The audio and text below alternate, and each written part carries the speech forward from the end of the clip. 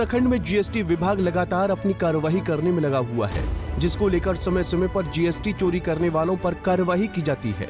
वहीं प्रदेश में इन दिनों जीएसटी की ऐसी सबसे बड़ी कार्यवाही हुई है जो प्रदेश में चर्चा का विषय बनी हुई है।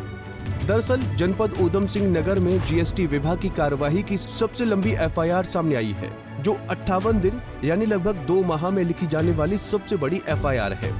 बता दें कि उत्तराखंड राज्य की जीएसटी विभाग ने राज्य की सबसे बड़ी कार्यवाही की है, जिसमें कर चोरी करने वाले की गिरफ्तारी के साथ साथ जीएसटी विभाग ने एक मिसाल भी बनाई है।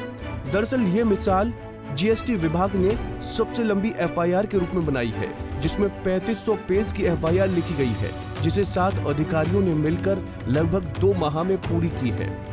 जिसमें जीएसटी विभाग ने 100 करोड़ से ज्यादा के कारोबार में 18 करोड़ की जीएसटी कर चोरी करने का मामला पकड़ा था, जिसके बाद से ही कर चोरी करने वाले लोगों में हड़कंप मचा हुआ है।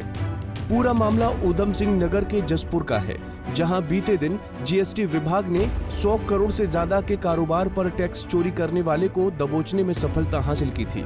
बता दें कि बीते साल मार्च में राज्य कर विभाग की विशेष टीम ने जसपुर के लकड़ी कारोबारियों के 27 प्रतिष्ठानों, आवास, ट्रांसपोर्ट, अधिवक्ताओं और चार्टर्ड अकाउंट के दफ्तरों पर एक साथ छापेमारी की थी।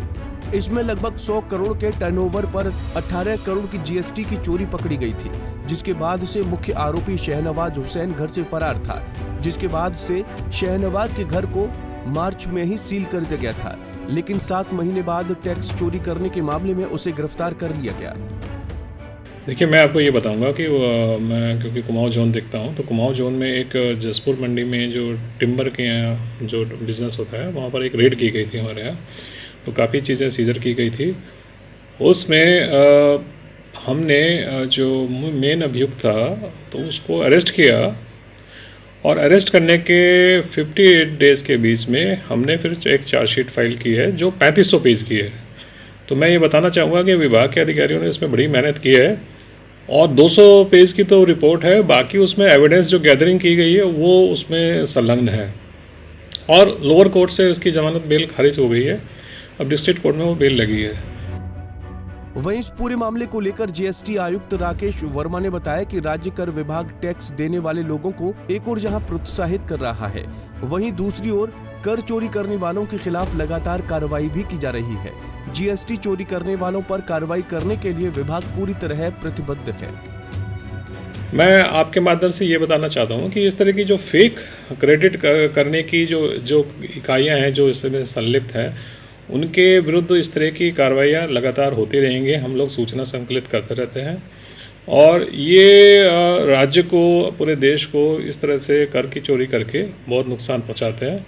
और हमारे द्वारा इसी तरह की कार्रवाई की जाएगी। कार्रवाई के तहत अंतर्गत ही हरियाणा राज्य में भी इन्हीं से खरीदी गई माल पे वहाँ पे लोगों ने उसमें कर जमा कराया गया।